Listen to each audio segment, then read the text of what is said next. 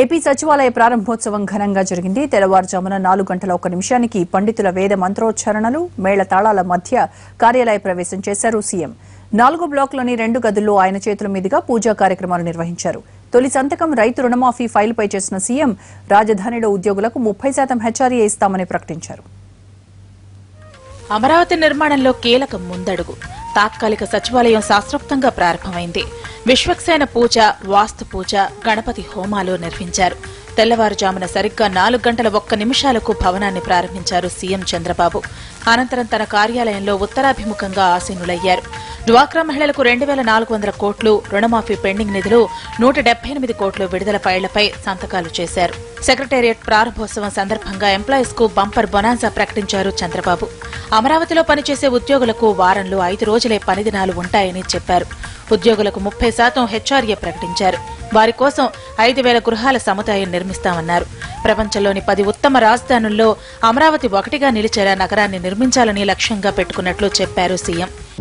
ఏదైతే పండ్ల తోటలున్నాయో దానికి 375 కోట్ల రూపాయలు, అదే మరి మొదటి విడతలో ఇంకా బ్యాలెన్స్ ఉంటే దానికోసం 195 కోట్లు ఈ నెలలో రిలీజ్ చేయాలని నిర్ణయం చేశాం.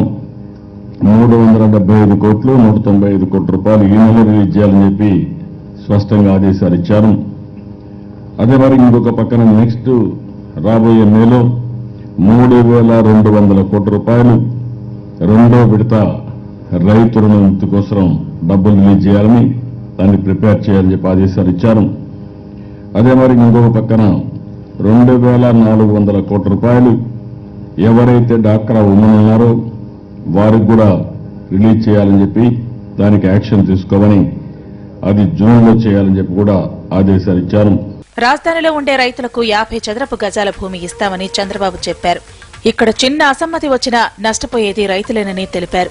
రాజధానిలో ఇన్సైడ్ ట్రేడింగ్ జరిగిందంటూ కొందరు ఆరోపిస్తున్నారని, దీనిపై సీబీఐ విచారణకు వెళితే 20 ఏళ్లైనా తేలదన్నారు సీఎం. దీనివల్ల రైతులే ఇబ్బందులో పడతారన్నారు. ఇక్కడ ఇన్సైడర్ ట్రేడింగ్ జరుగుతుంది, ఏదో రహస్యం బయట చెప్పారు ఇక్కడ రాజధాని వస్తుందని, కాబట్టి వేరే వాళ్ళు భూమి కొనేసారు కాబట్టి వాళ్ళు కోటీశ్వర్లు అయిపోయారు.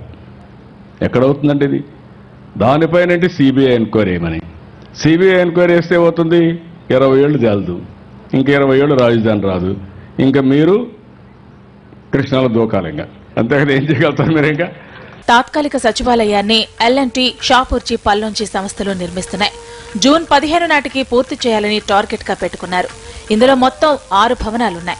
ఓ బిల్డింగ్ లో సీఎం ఆఫీస్ ఉంటుంది, రెండో దాంట్లో సాధారణ పరిపాలనా విభాగం ఉంటుంది. 3, 4, 5 భవనాల్లో ఉద్యోగుల కార్యాలయాలు ఉంటాయి. 6వ భవనం శాసనసభకు కేటాయించారు. జూన్ 2 నాటికి అన్ని విభాగాలను కొత్త రాజధానికి తరలించి ఇక్కడి నుంచే పరిపాలన కొనసాగించాలని ప్రభుత్వం భావిస్తోంది.